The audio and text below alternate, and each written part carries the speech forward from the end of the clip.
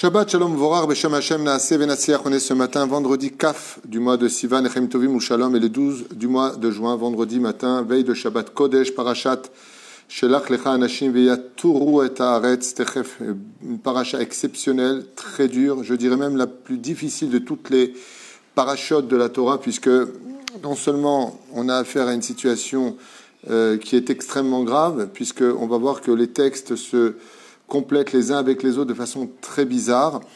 Mais juste avant de commencer et de dédier ce shiur pour celui qui l'a acheté ce matin, je remercie du fond du cœur ceux qui nous soutiennent, Nathan Berebi, Ayakar, Samuel Zetoun, Liliane Edan, si je prononce bien.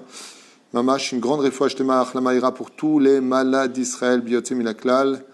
Harry Brami aussi, je te remercie du fond du cœur, Sacha, Naomi Revar, Vechoulé Vechoulé, Yaakov, Bilar, Todaraba, Mikerev Lev. Leilou Nishmat Kol Mete Israël, Kol Am Israël, qu'on n'entend que de très très très bonnes nouvelles, et merci à tous ceux qui sont avec nous et qui nous écoutent. Alors ce matin, sans plus tarder, le shiur a été acheté par qui c'est ce matin? Henri Meslati, c'est le 24 du mois de Sivan. Ensuite, Askara de Makhlouf Waknin pour le 2 du mois de Tammuz. Ensuite, Askara de Yitzhak Sylvain le 6 du mois de Tammuz. Be'ezrat Hashem, Yidbarach V'talei Shmolad. Shel HaKadosh Baruch Hu.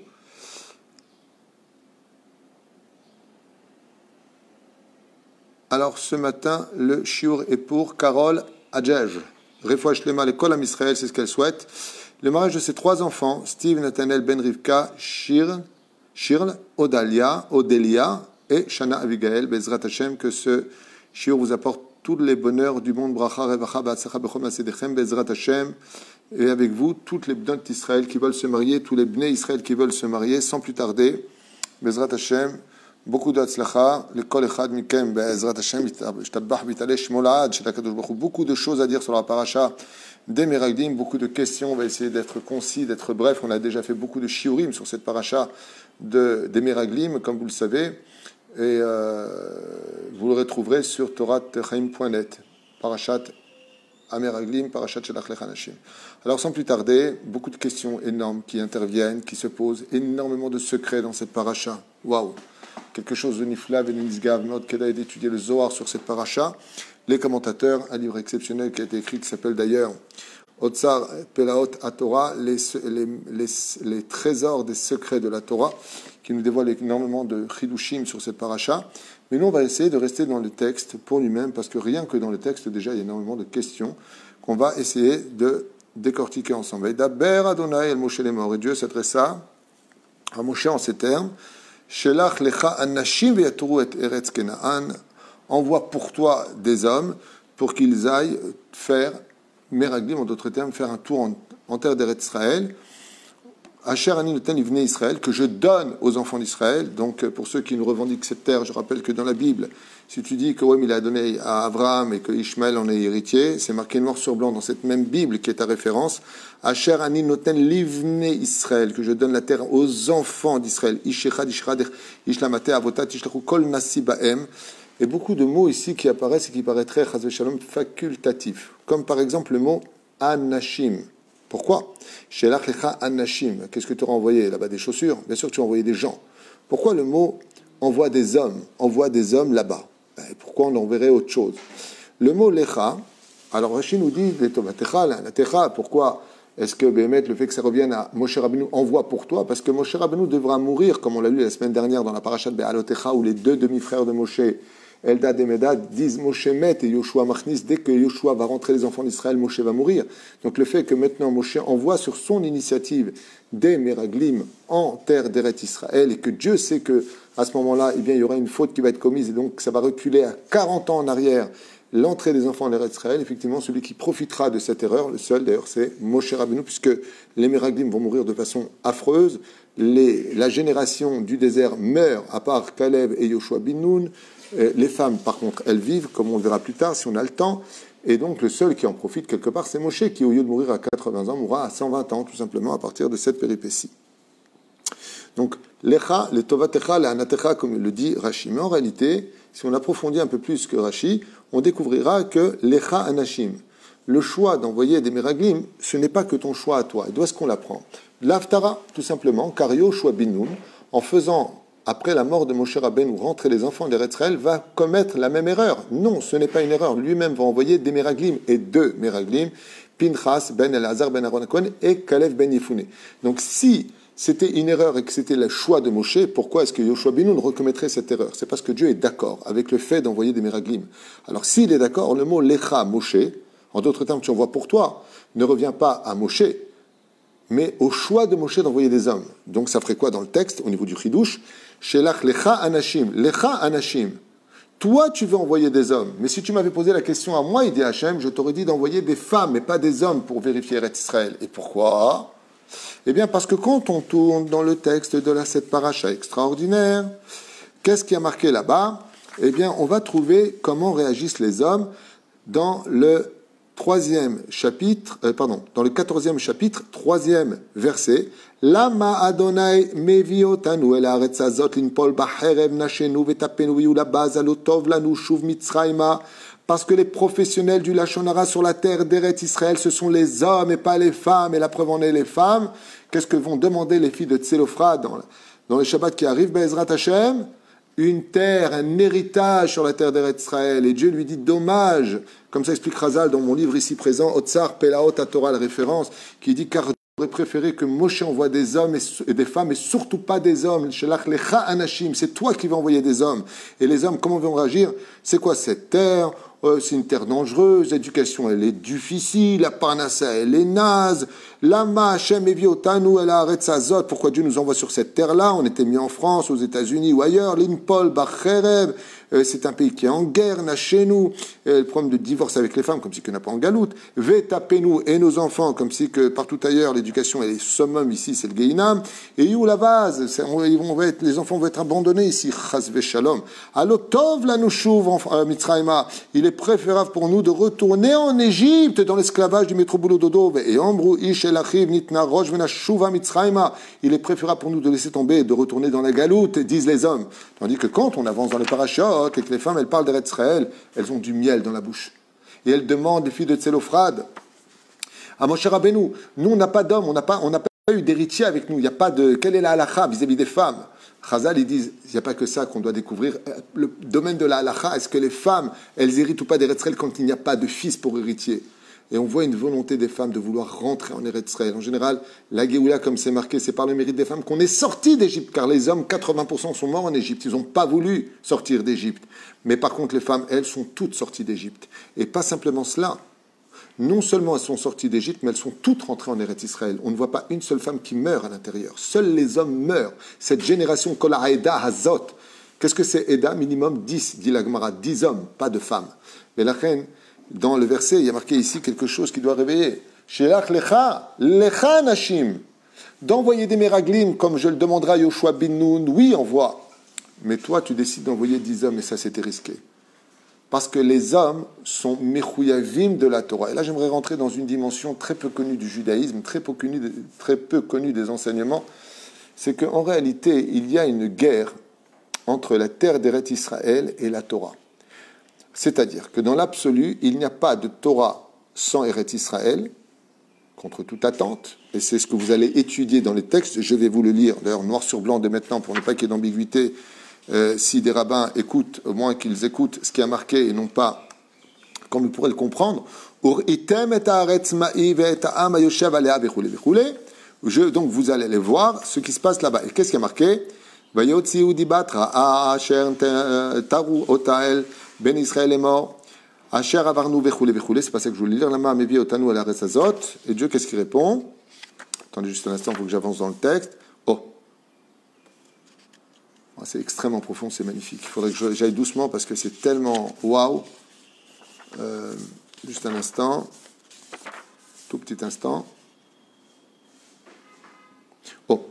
Daber el ben Israël v'amarta alehem bevoachem el haaretz asher ani mevi etchem shama. C'est moi qui vous ai fait sortir du pays d'Égypte pour vous emmener sur la terre d'Eretz Israël, car le monde a été créé pour les bikurim, et les bikurim ne se vivent qu'en Eretz Israël, de m'apporter les fruits d'Eretz Israël, d'énormes secrets à travers ces fruits-là, puisque Moshe en parle au nom de Rashi. D'ailleurs, sur place, si on a le temps, on en parlera plus tard, parce que c'est loin d'être comme Rashi veut l'expliquer au niveau du Pshat. Il faut comprendre Rashi. Et ici, les Chachamim nous expliquent comment il faut comprendre Rashi. C'est qu'en réalité, le but de Moshe, c'était justement de faire la bénédiction sur les fruits, non pas manger les fruits eux-mêmes, mais la bracha d'Eretz Israël sur les fruits, car toute l'histoire d'Eretz Israël est reliée à la faute originelle du Etz Hadaat, Be'ezrat Hashem, qu'on expliquera peut-être tout à l'heure. Juste pour revenir un peu en arrière, pour avancer doucement, doucement. On est ici avec, comme c'est marqué, Kol Nesi Baem An Shechem, des gens, Rashi dit en bas, Kulam Anashim, Kulam Kol, écoutez bien Rashi, Kol Anashim Shebamikra Lashon Chashivut, des gens très importants. Ici, on parle des Rashi Sanhedrin, on parle de personnages qui sont en haut de la pyramide, des gens qui sont chefs du Sanhedrin, ils connaissent toute la Torah par cœur, ils ont une émouna en Dieu magnifique, à Kol Tov Veyafé, et pourtant, il y a un problème. Lequel? C'est que tout comme il n'y a pas de Torah sans Eretz Israël, il n'y a pas d'Eretz Israël sans Torah. On ne peut pas diviser l'un de l'autre. C'est impossible. Et celui qui pense le contraire jusqu'à aujourd'hui perpétue la faute des Meraglim, malheureusement pour lui. Parce que c'est exactement ça la faute des Meraglim. Les Meraglim ont constitué une Torah qui est devenue une religion et qui, en fin de compte, s'oppose à Eretz Israël.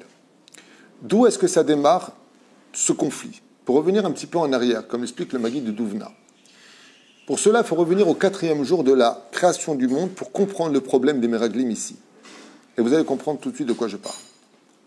Qu'est-ce que Dieu a créé le 4e jour de la création du monde?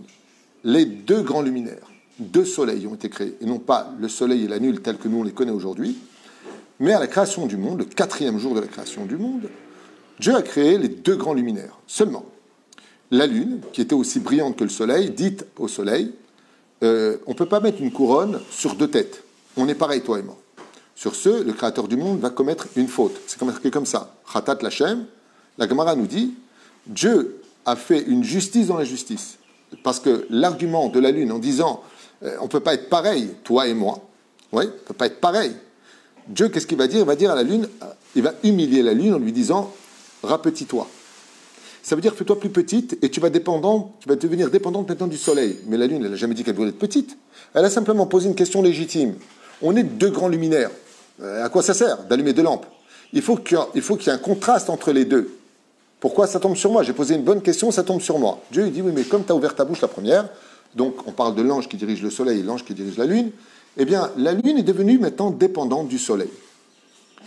Ce qui fait que, au niveau de la symbolique, celui qu'on appelle le soleil dans la Torah, il y a eu 2 personnages.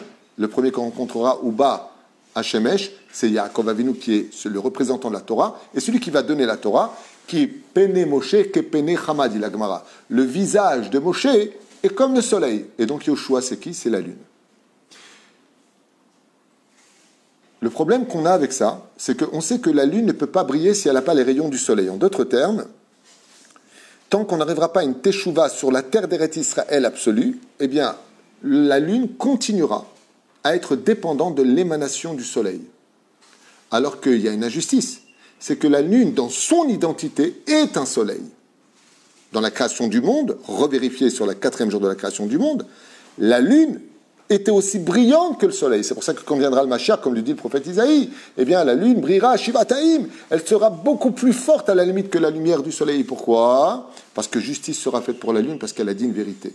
La question, c'est de se poser, le bras de fer qui a lieu maintenant entre Eretz Israël et la Torah en galoute, qui se vit dans les nuages, avec la sécurité sociale, le bien-être, beaucoup plus facile à vivre, la communauté, le rabbin, très bien.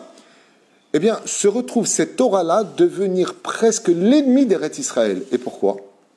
Tout simplement à savoir, est-ce que, et c'est l'erreur que nous fait part aujourd'hui la paracha de la semaine, est-ce que le fait d'être, revenez un petit peu sur ce qui se passe ici, juste avant cette paracha de Meraglim, ils sont dans le désert, Moshe Rabbeinu leur donne la Torah, ils sont tous religieux, ils sont dans la nuée de gloire, ils ont la manne qui tombe du ciel, ils ont la pluie de Myriam, ils sont tous dans la Torah. Nachon? Et ils disent quoi?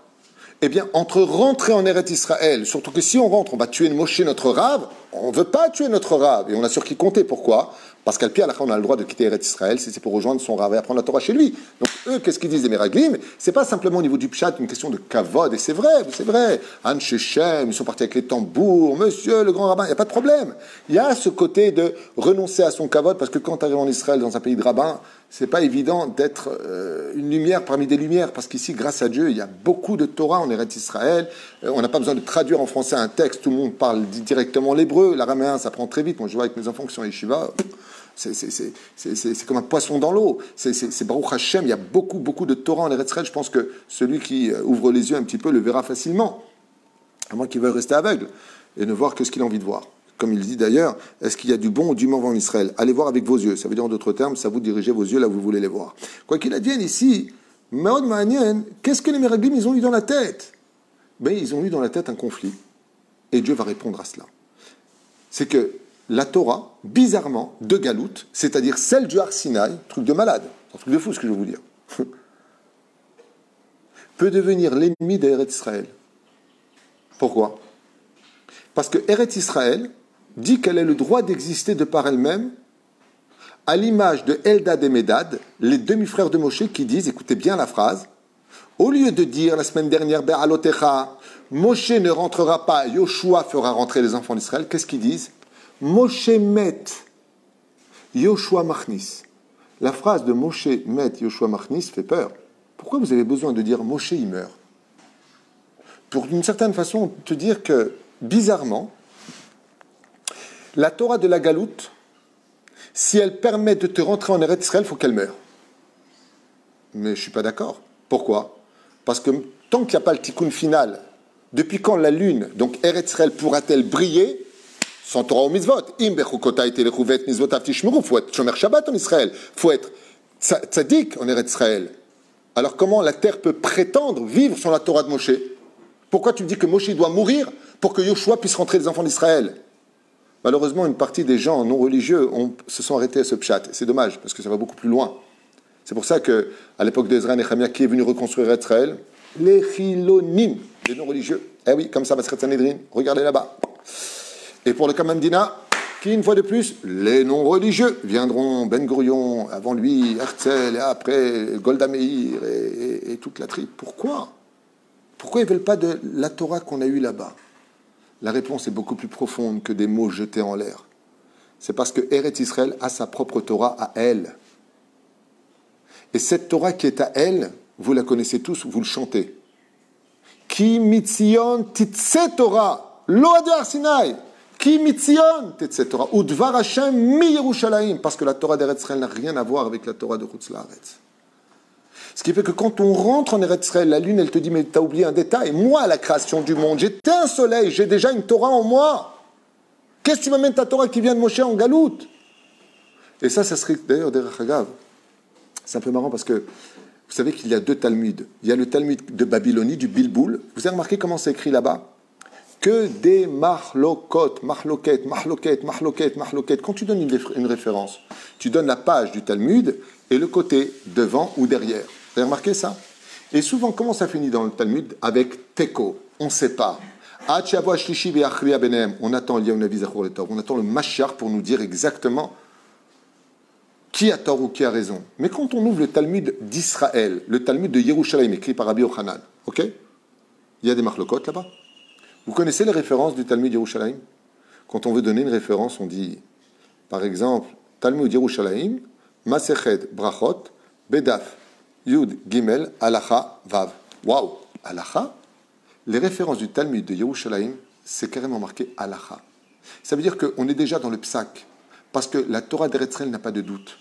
Par contre, la Torah de Chutz La'aretz est restée dans le Bilboul, Talmud Babyloni, Bavel, qui veut dire Bilboul, parce que c'est une Torah qui vient de Galoute.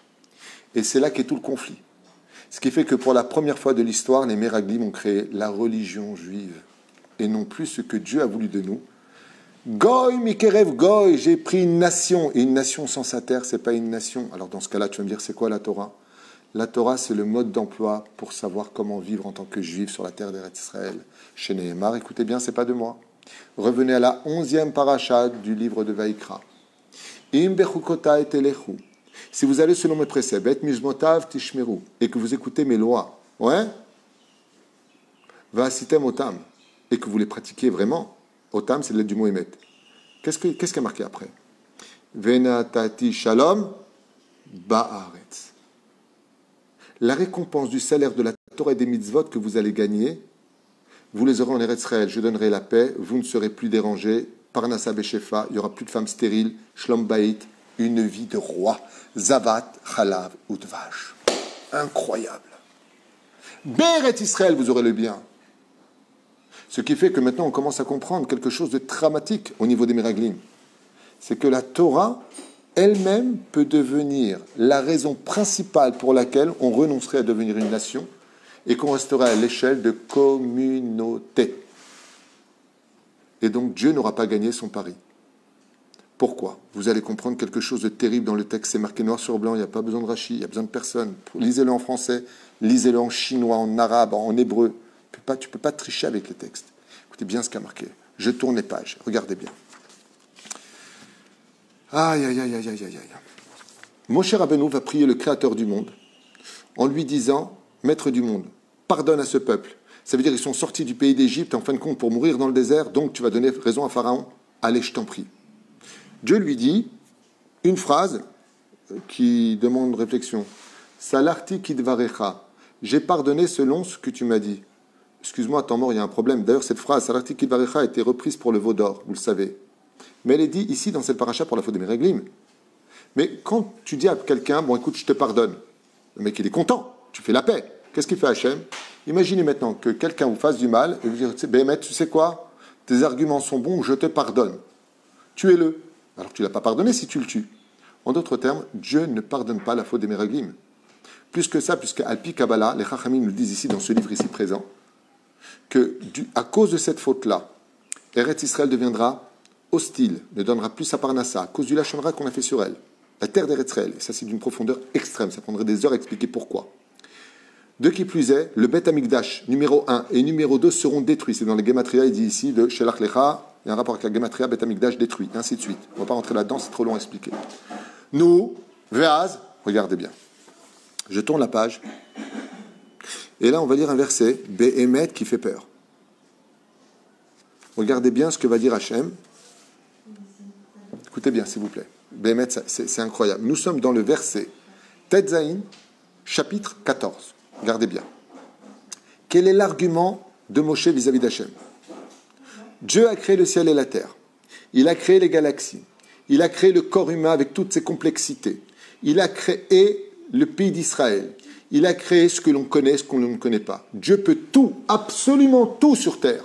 Il peut même faire teshuva au peuple d'Israël. Chez Neymar, Ve'aya ekev tishmeun dit Hachem, j'aurai le dernier mot, vous ferez tous teshuva. Dieu il peut tout, sauf une chose. Waouh, sauf une chose.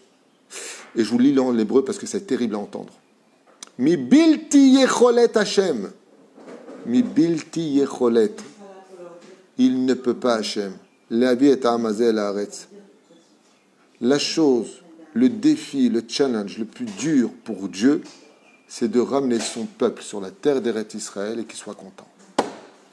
Et il a beau nous faire les parachutes dans le livre de Devarim. Ve'aya, kitavo el haaretz, kitavo el haaretz. Et tu seras heureux quand tu viendras sur la terre. Je t'ai donné la terre d'Eretz Israël. Qu'est-ce que vous vous plaignez? Qu'est-ce que vous critiquez ma terre? Mi bilti yecholet. Tu ne peux pas aider à Kadosh Baruch Hu. Moshe dit à Hachem, tu vois Hachem, tu peux créer le ciel et la terre, tu peux créer le monde entier, mais il y a une chose que tu n'arrives pas à faire. Il y a une chose que tu as du mal à faire. Est-ce que tu serais capable de ramener ton peuple à faire Shabbat? Réponse, ouais. Est-ce que tu serais capable de ramener tout le monde à la Teshuvah, tout le monde est religieux? Ouais. C'est moi qui aurai le dernier mot, il dit Hachem. En fin de compte, tu m'écouteras. Tout Israël à part au monde futur. Ouais, super. Et d'amener le peuple en terre d'Eretz Israël dans la joie, est-ce que tu serais capable? Réponse de la Torah. Mi bilti yecholet Hashem lavi et ha'amazel haaretz asher nishba lahem vayishachtem bamidbar. Ouais. Vayishachtem bamidbar. Et là, Dieu il dit, ouais, je peux tout faire. Je suis Dieu. Je suis l'impossible. Je suis l'infini. Je suis tout ce que tu veux. Mais d'amener le peuple d'Israël sur sa terre en réussissant tel que moi je vois les choses, c'est-à-dire sans critique sur la terre d'Eretz Israël, en dansant sur la terre d'Eretz Israël, ça par contre, même moi Dieu, c'est ce qu'il dit. Le plus grand challenge d'Hachem, c'est pas qu'on soit dans la Teshuvah, c'est qu'on soit capable de venir sur la terre d'Eretz Israël en ayant conscience de la chance d'y vivre sans critiquer ce pays, à un tel point que le Rav Mordechai lui avait dit que même de dire il fait chaud ici en Israël, c'est du Lachon Hara. Est-ce que vous pourriez monter sans critiquer ce pays? Est-ce que vous pourriez arrêter de dire que dans ce pays c'est une catastrophe? Comme si en dehors d'Israël c'est mieux? Est-ce que vous seriez capable de vivre avec moi, il dit Hachem? Parce que ce qui fait de moi Dieu, c'est le fait que vous viviez sur terre. Dans le prophète Isaïe, vous retrouverez ça dans Yaluzou Chassidim de Rabbi Eliezer Papo, à la page 17 à Moudalef. Il dit, je ne vous ai pas choisi simplement parce que vous faites Torah Mitzvot, parce que les nations du monde, Kishmi Gadol Bagoïm, on a aussi les grands chez les Goïm. Les hindous, ils se coupent le corps pour leur Avodazara. Les Chinois, ils restent pendant 2 mois sous une chute d'eau là-bas avec Bouddha, dans la forêt à rien manger. Ce n'est pas dans les efforts de la Torah et des Mitzvot que l'on fait qu'on a été choisi. Qu'est-ce qui fait de Dieu qu'on est Dieu? C'est quand on revient sur sa terre. Vous voulez la référence? Je vous la donne tout de suite. Masechet Ktubot, page 110, Hamoud, Bet, 2 lignes en bas de la page. Regardez là-bas.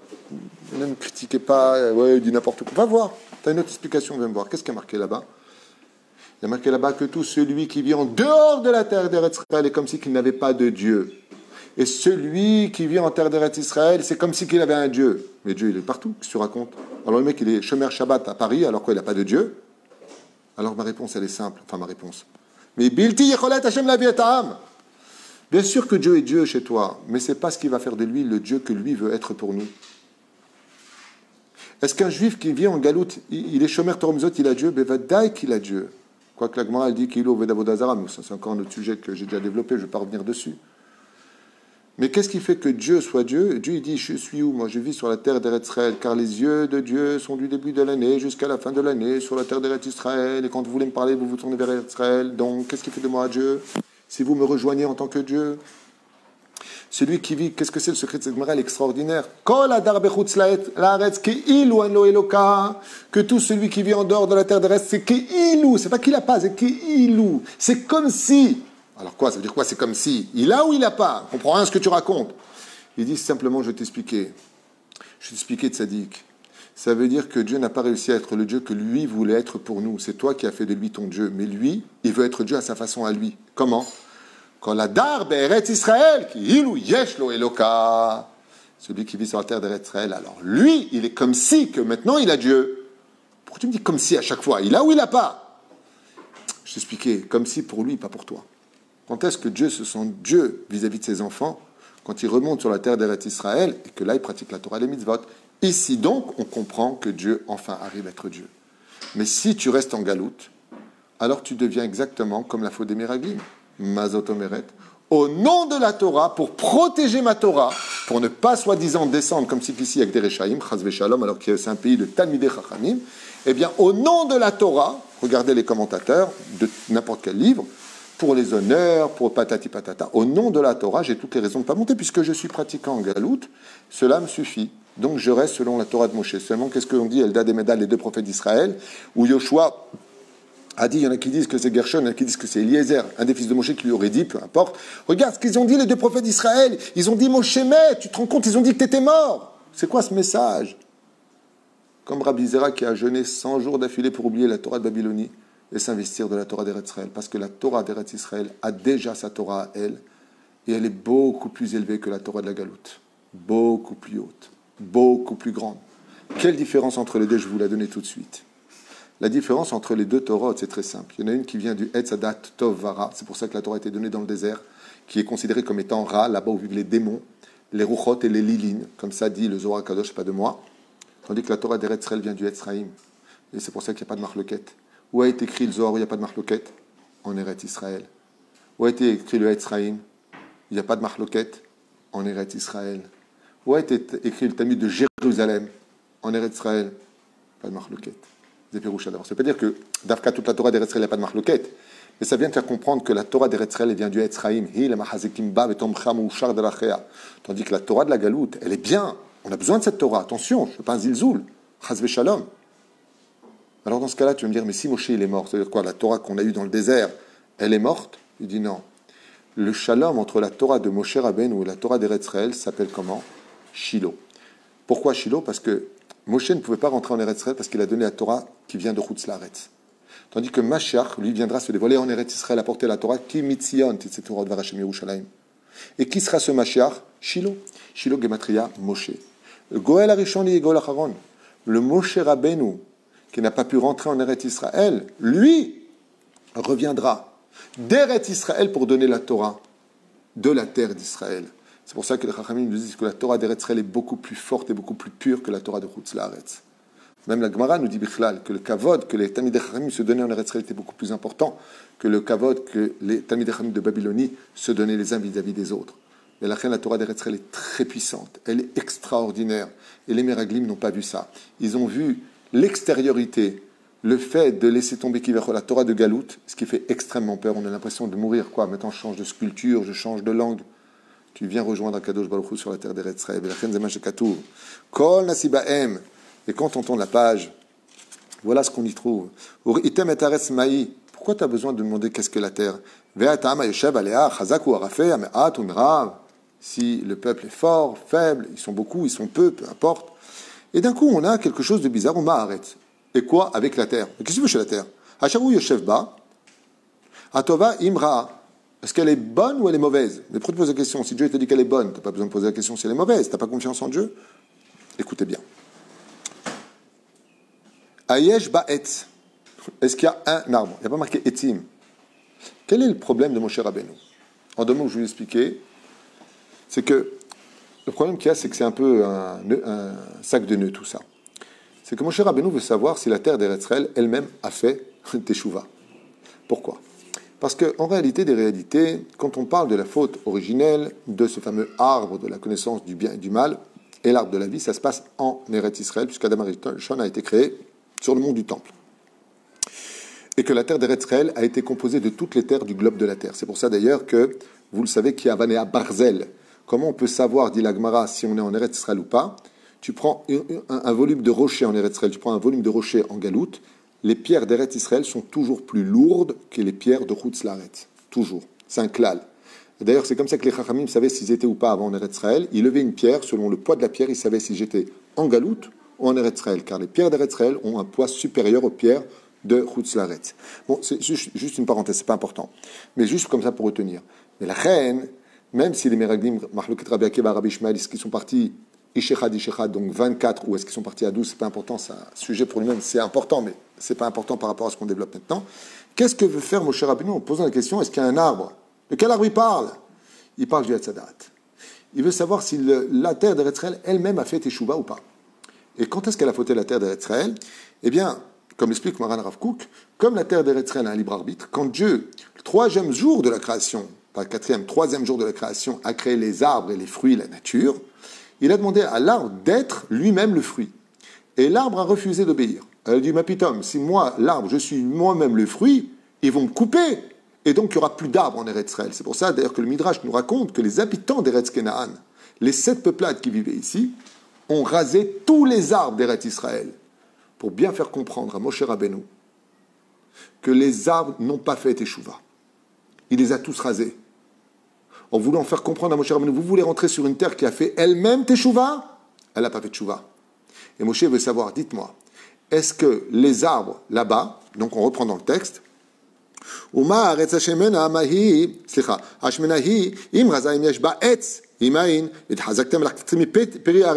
rapporterez du fruit. Mais tu parles de l'arbre ou tu parles du fruit? En réalité, ce que veut dire Moshe, il dit, rapportez-moi un arbre d'Eretz Israël, que je vérifie si maintenant les arbres d'Eretz Israël sont eux-mêmes des fruits dont l'abondance avait été prévue par le Créateur du monde à la création du monde. Et on verra que non. On verra qu'ils vont apporter des fruits d'Eretz Israël. Qu'est-ce qui a marqué? Et ils ont apporté Etnach ala Eshkol, Vechritu Misham Zemora, Eshkol Anavim Echabeyasu, Bamot. Mishnat, ils ont apporté quoi avec eux? Uminate Enim, ils ont apporté des fruits, ils n'ont pas apporté l'arbre qui est devenu fruit. Ça veut dire que la terre d'Eretz Israël n'était pas encore prête, elle-même devait faire Teshuvah. Ce qui fait qu'il y a plusieurs choses qui devaient faire Teshuvah dans l'histoire. La volonté des enfants d'Israël d'arrêter de critiquer cette terre, de tout le temps trouver des défauts à cette terre, et surtout le pire c'est pas ça. Le pire, c'est pas ça. Imaginez un petit peu. Le mec, non seulement il descend en Eretz Israël, mais il te complimente la galoute. C'est comme un homme qui critique sa femme et il dit que sa maîtresse, elle a plus de qualité que sa femme. Quel divorce. Quel balagan il va y avoir. 2000 ans de divorce. 2000 ans. Parce qu'on n'a pas arrêté de relever la galoute comme ils le font ici. Qu'est-ce qu'ils sont durs les mots, mon Dieu, mon Dieu, mon Dieu. Et Dieu, qu'est-ce qu'il répond? Écoutez bien.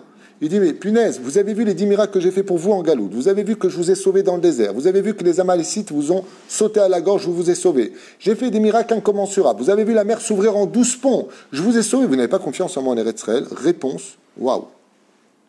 Réponse, et vous voyez qu'il n'y a pas de hasard dans la Torah. Nous sommes dans le chapitre 13, verset Lamed Aleph, 31. Vous savez pourquoi c'est dans le verset 31? Parce que Lamed Aleph, c'est la lettre du mot lo.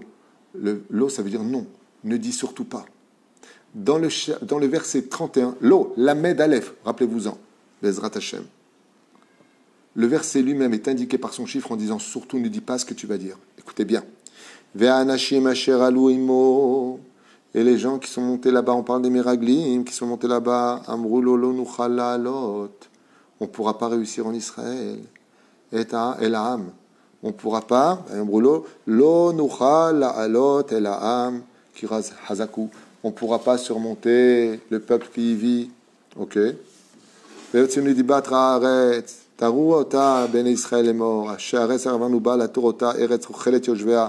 une terre qui est trop dure, c'est une terre qui mange, ses habitants ne peuvent pas s'en sortir en Israël. Et écoutez bien la suite. Lo nuchal, dans le verset 31. Que tu dises que Dieu nous accompagne, que Dieu soit avec nous, il n'y a pas de problème. Et d'ailleurs, Dieu va se fâcher après, il va leur dire, ne montez plus en Eretz Israël car je ne serai pas avec vous. Parce que dès qu'on fait ça à Alia, Dieu est avec nous. Seulement Alia va réussir qu'à une condition. C'est comme un chidour. Si on rencontre une femme pour lui faire que des critiques sur son poids, sur sa couleur de sa peau, sur la forme de ses yeux, ben, casse-toi. Va-t'en, tu me saoules. Mais si maintenant tu viens et que vraiment tu la veux pour épouse, la descends pas. La terre d'Eretz Israël est appelée Kala. Vous savez ça? La terre d'Eretz Israël possède un surnom, elle s'appelle Isha. C'est comme ça que c'est marqué dans la Mishnah. Dans Maseret Kelim, Mishnah Zayin, c'est marqué là-bas, Eretz Israël Mekudeshet. C'est une Kala. La critique pas. T'en veux pas, va-t'en. Mais ne me critique pas. Vatissa kolaïda. Vaitnu kolam et kolam vaifku am balaylaou. Tisha B'Av. Quel rapport avec Tisha B'Av? Dieu, il dit, Rashi, vous avez pleuré gratuitement cette nuit-là, vous pleurez maintenant pour des raisons. À cause de cela, la terre d'Eretz Israël a décidé de détruire ces 2 maisons. Pourquoi et quel rapport? Parce que le Créateur du monde, il dit, si les enfants d'Israël pratiquent ma Torah et mes mitzvot, et qu'ils n'ont pas compris que le but de la Torah et des mitzvot, c'est de venir me servir en Eretz Israël, alors Mali ve Bet Amigdash. Moi, qu'est-ce qu'elle a à faire ma maison là-bas? Zepirusha Davar. Vaïlenu Moshe l'Israël v'chulei. Lama Adonai mevi otanu al haaretz hazot, inpol becharev, nashim tapinu v'nusana. Asher avanu ba latur ota tova haaretz meod meod, im chafetz banu kadosh baruch hu. Et là, écoutez bien cette phrase parce qu'elle valait le coup rien que pour ça d'être écoutée. Nous sommes à la 3e montée, chapitre Yud Dalet. Écoutez bien s'il vous plaît. Verset 8. Im chafetz banu Hashem. Si Dieu nous aime vraiment, si Dieu nous désire, si Dieu nous veut, chafetz banu Hashem, comment on peut savoir si Dieu t'aime? Comment on peut savoir si Dieu te veut? Comment on peut savoir si Dieu il veut que tu sois avec lui? Comment? Je vous lis le verset. Ve'evi otanu al haaretz. Dès que tu montes en Eretz Israël, c'est une preuve que Dieu t'aime et qu'il te veut. Je reprends la phrase. Nous sommes en Parashat de Meraglim, chapitre 14, verset 8. Qu'on ne vienne pas un peu plus me casser du sucre sur la tête, quoi que j'en ai rien à faire, c'est votre problème à vous. La Torah n'a pas besoin d'être trafiquée pour plaire aux yeux des autres. Im chafetz banu Hashem, evi otanu el haaretz. Tu nous amènes en Eretz Israël. Azot, untana lanu, Eretz asher izavat chalav udvash. Ça, c'est une preuve que tu nous aimes.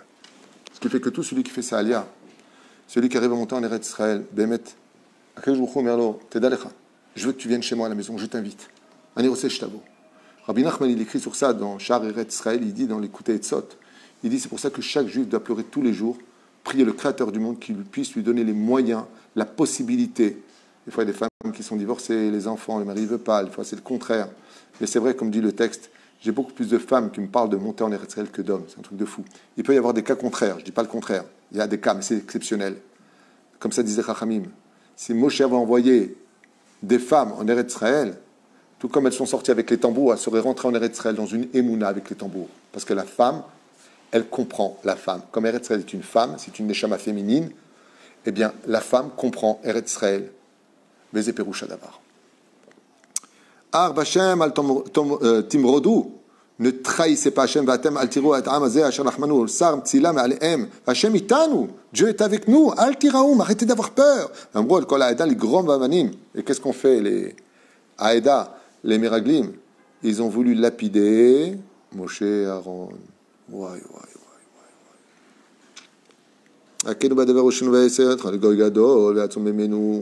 Le texte est très très dur, très très dur. Et Dieu ne peut pas nous apporter sur cette terre, il est obligé de nous détruire. Dieu ne réussit pas.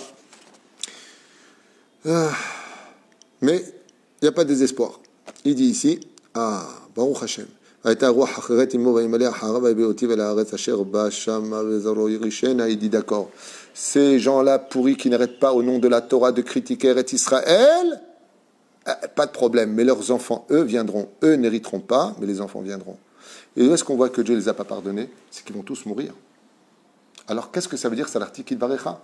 Les Chachamim nous disent, Salarti Kidvarecha, j'ai pardonné, je continuerai à donner la terre d'Eretz Israël aux enfants d'Israël parce que je l'ai promis à Abraham, Yitzhak et Yaakov.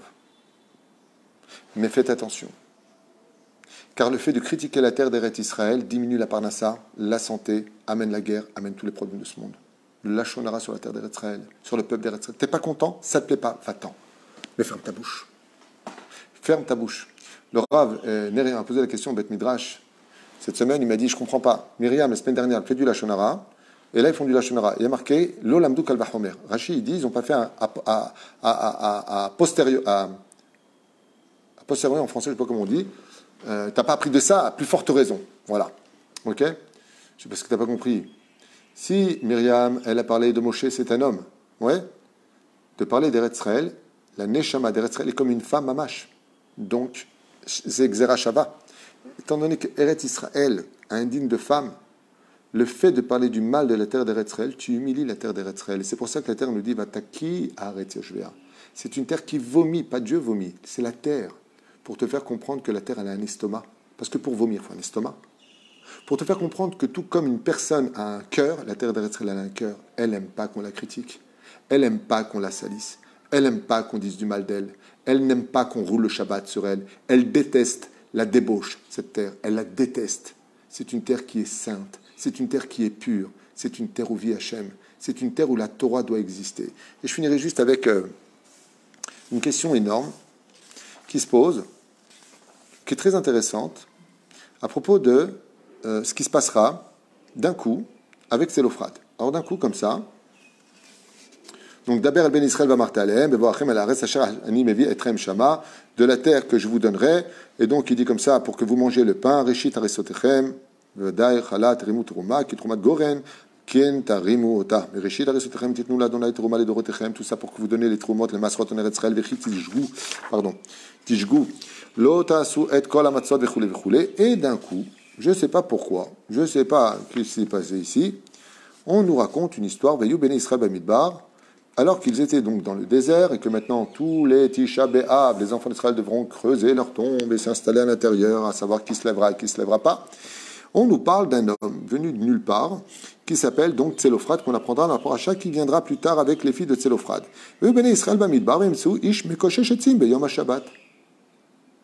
Et donc, on a un homme qui ramasse du bois et qui vient de Reshut Arabim à Reshut Yachid.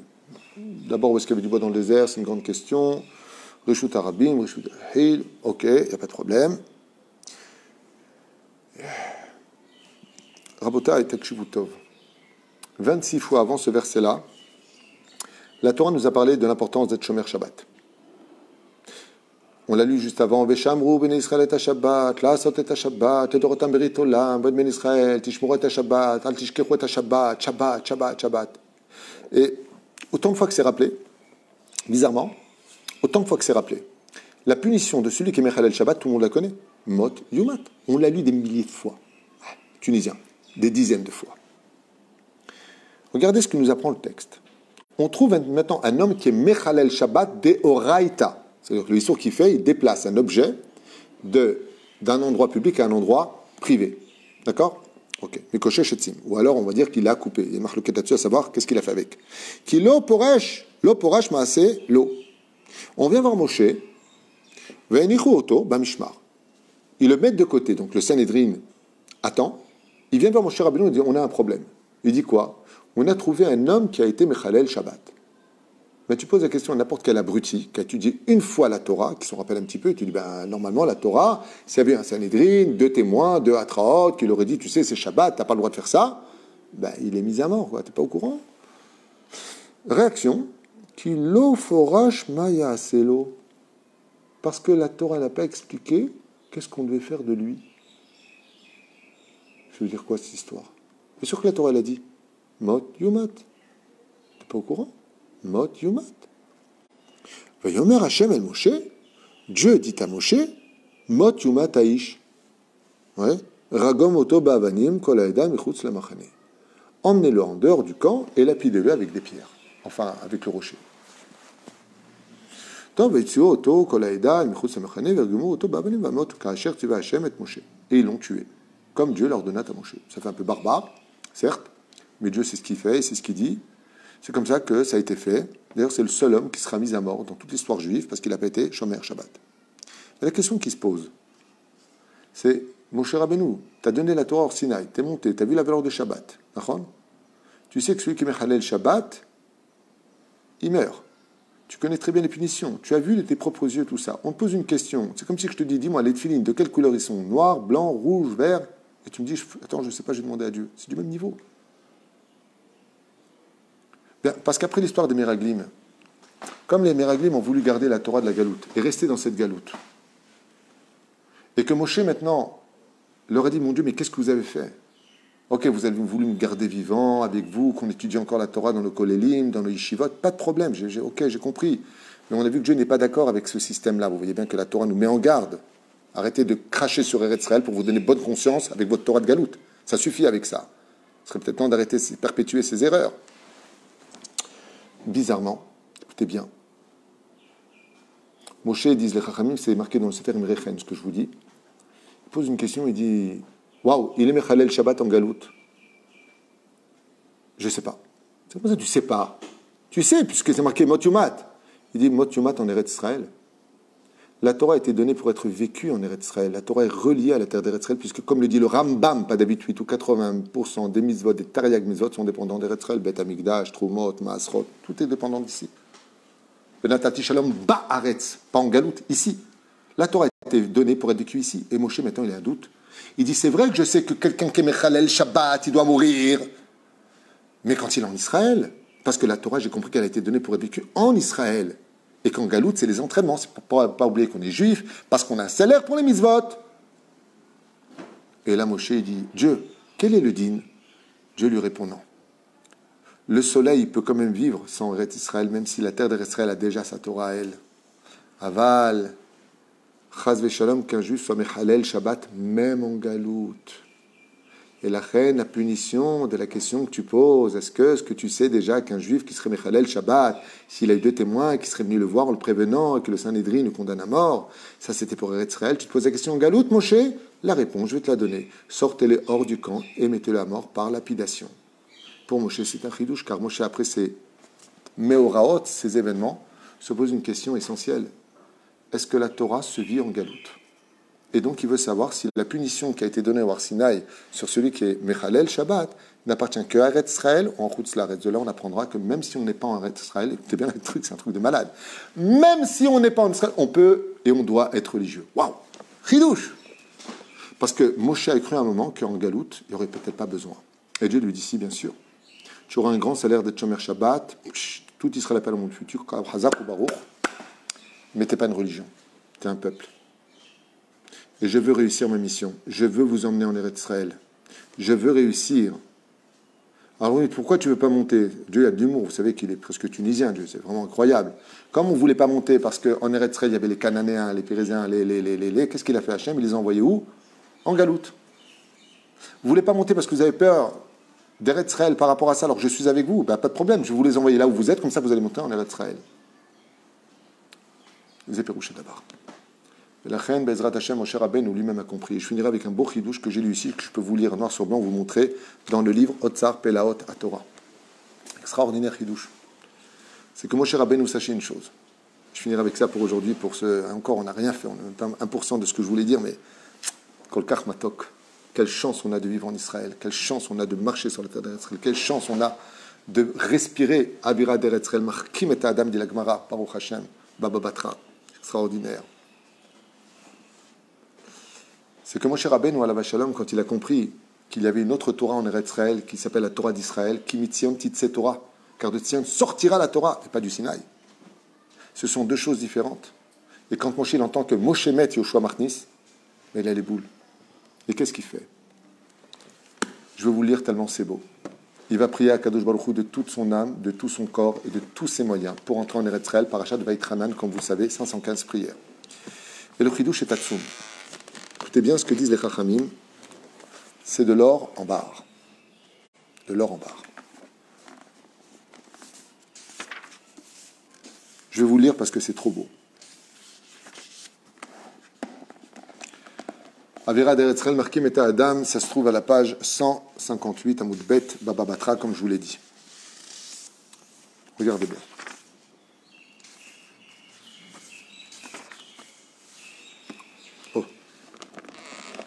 Je vous l'ai souligné en jaune, je vous le montre pour ceux qui veulent le voir parce que c'est un grand chidouche. Regardez juste en jaune ce qui est marqué en hébreu pour ceux qui comprennent. Maintenant je vais vous l'expliquer, je vais vous le lire. Voilà ce que nous livre les Chachamim. Donc bien entendu il n'y a rien qui est de moi, les références vous les avez ici. Dans le Ilkut Reuveni c'est aussi rapporté. Mon cher Rabbeinu alav shalom, le pauvre, quand il a vu la valeur d'Eretz Israël, qu'il s'est rendu compte combien Dieu était attaché, combien Dieu était sioniste, combien Dieu était attaché à la terre d'Eretz Israël et que tous les challenges d'Hachem, c'est de ramener son peuple en Eretz Israël pour qu'il pratique la Torah et les mitzvot. C'est marqué, dit Rami Nachman, j'ai un livre ici qui en parle, plus de 56 fois, il ramène des références, où est-ce qu'est le livre? Voilà, je vous le montre ici. L'écoutez Rabbi Nachman sur Gdushat Eretz Israël, il ramène 56 références de tout ce que je viens de vous dire ici dans ce livre-là qui s'appelle Gdushat Eretz Israël, vous pouvez l'acheter. Un chef-d'œuvre, ce livre-là, que j'ai noté de partout. Voilà. Rabbi Nachman de Breslev, toute la Torah de Rabbi Nachman dans le Likutei Moharan est repris dans ce livre qui parle de l'importance de vivre en Eretz Israël, la Gdusha et tous les plans que je viens de vous expliquer sont écrits ici, noir sur blanc, mais avec une profondeur encore plus importante, un truc de malade. Alors, écoutez bien parce que c'est Matok Kadvash. Mon cher Rabbeinu alav shalom, quand il s'est rendu compte de la terre d'Eretz Israël et qu'à l'âge de 120 ans, il s'est retrouvé au Har Nevo. Il a dit à Kadosh Baruch Hu, ok, je ne peux pas rentrer en Eretz Israël, il n'y a pas de problème. Il n'y a pas de problème. Aval ma'yeiti. Est-ce que je ne pourrais pas être enterré en Eretz Israël?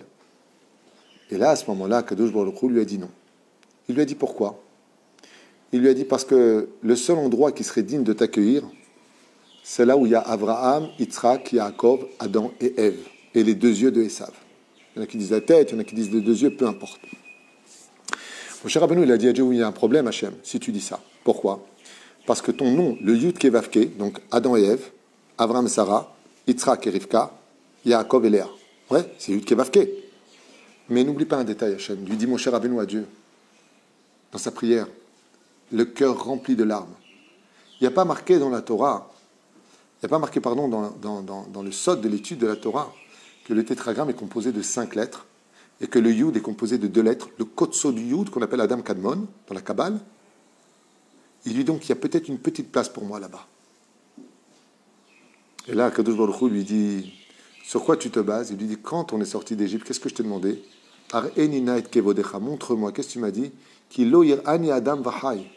Comme tu te trouves qu'en Eretz Israël, donc quand je mourrai, peut-être que je pourrai te voir là-bas et tout comprendre. Alors maintenant, je vous lis le texte que je vous ai montré. Écoutez bien ce que nous livre le Chachamim. Aïe, aïe, aïe, aïe, aïe, Moshe Betzipora, où est-ce qu'ils sont réellement enterrés? Et d'avoir Pele Beshem, c'est faire Atemuna, comme c'est marqué là-bas. Car en réalité des réalités, Moshe, quand il est décédé au Har Nevo, il a rendu son âme là-bas. Mais le verset nous dit, écoutez bien, comme c'est marqué dans Devarim, chapitre 34, verset 6, Velo yeada ishet kevurato. Et aucun homme ne sait où est enterré Moshe. Tout de suite, les Chachamim, ils disent, aucun homme? Dis, personne ne sait où il est enterré. Pourquoi tu me dis le mot homme? Réponse, parce que personne ne sait où est enterré Moshe en tant qu'homme, mais les anges qui l'ont emmené en Eretz Israël, eux, savent. Où est-ce qu'il est enterré, Moshe Rabbeinu? Je vous le lis. Shega Moshe et Tzipora nikberu bemeharat hamarpela bechevron, ils sont avec le tombeau d'Abraham, Tzrak, Yaakov, Adam. Contre Yud Kevavke et Kotso du Yud. Qui a malachim natnu et Moshe mimekom kvorato bagay, baikbroto bagay. Ils l'ont enterré sur la montagne d'où? Bagay, dans une grotte. Mais une fois qu'il est mort par la prière de Moshe, des 515 prières qu'il a fait, Moshe a voulu en tant que mort rejoindre la Torah d'Eretz Israël. Et il est rentré en Eretz Israël pendant la nuit de sa mort où tout le monde pleurait Moshe Rabbeinu.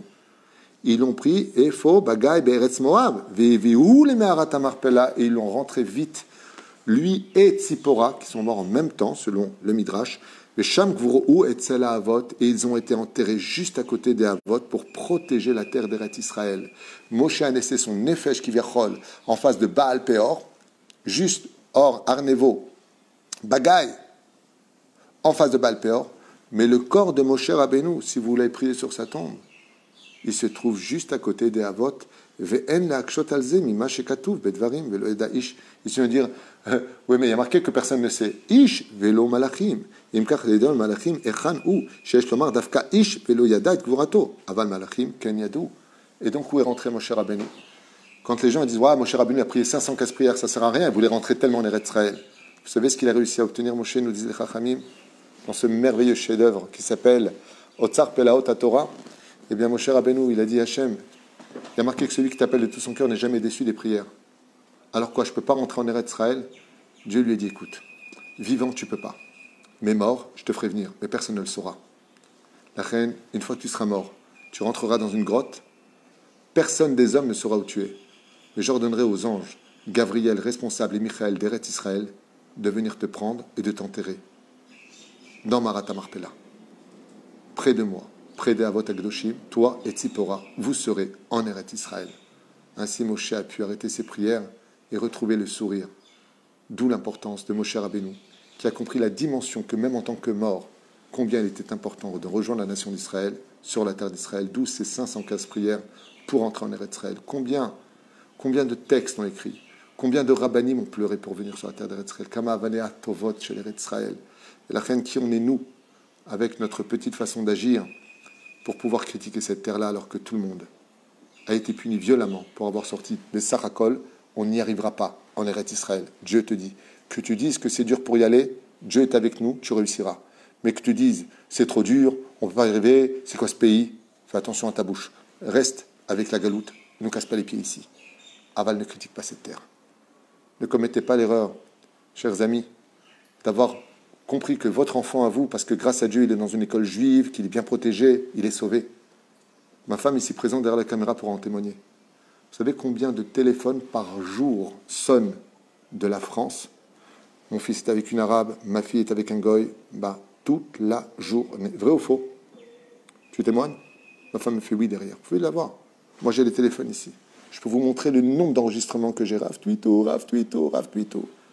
Alors cessons de constamment critiquer Eretz Israël, parce que grâce à Dieu, grâce à Tzvi Amar et Hanoun Amar, j'étais à l'inauguration extraordinaire de la Griba qui a été faite à Jérusalem, merveilleux quartier, avec 4 Beit Knesiot. Il n'y a pas un endroit où il n'y a pas de la Torah ici. Alors c'est vrai qu'il y a des Mechalel Shabbat, c'est vrai qu'il y a plein de choses qui ne vont pas, les défilés d'homosexuels, mais à côté de ça, je pense que si les Meraglim étaient venus en Eretz Israël en 2020, ils n'auraient jamais sorti un mot de travers sur Eretz Israël, tellement grâce à Dieu, nous avons de la Torah en Eretz Israël, des yeshivot en Eretz Israël, des Bate Midrashot en Eretz Israël, et grâce à Dieu, une situation merveilleuse. J'aimerais juste m'adresser aux Juifs de France et finir avec une phrase en ce qui vous concerne. Pour moi, tous les Juifs du monde entier ont le mérite de monter en Eretz Israël, mais vous les dépassez, je vais vous dire pourquoi. Je ne fais pas de lait, je ne vais pas dans le sens du poil. Parce que la qualité qu'on a de vivre en France, les aides que l'on reçoit de l'État, de laisser tomber tout ça pour venir retrousser nos manches alors qu'on a vécu dans un pays, entre guillemets, d'assistés. On est très assisté en France, on ne peut pas le nier. On travaille, certes, mais bon, il y a beaucoup d'aides. Tout le monde le sait, et c'est un des pays les plus sociaux au monde. Tout le monde le sait. Je voulais simplement vous dire que Béhémet, vous avez un mérite incommensurable. Parce que vous quittez vraiment un endroit où on est bien pris en main pour venir dans un endroit où on est un peu perdu. Aval, grâce à Dieu, les choses ont changé en Israël. Et comme le cri est très grand en Europe, Aliyah Wakbar, Bezrat Hashem, doucement mais sûrement, tout le monde l'an prochain, Jérusalem Abnouya. Shabbat, Shalom, Umvorach.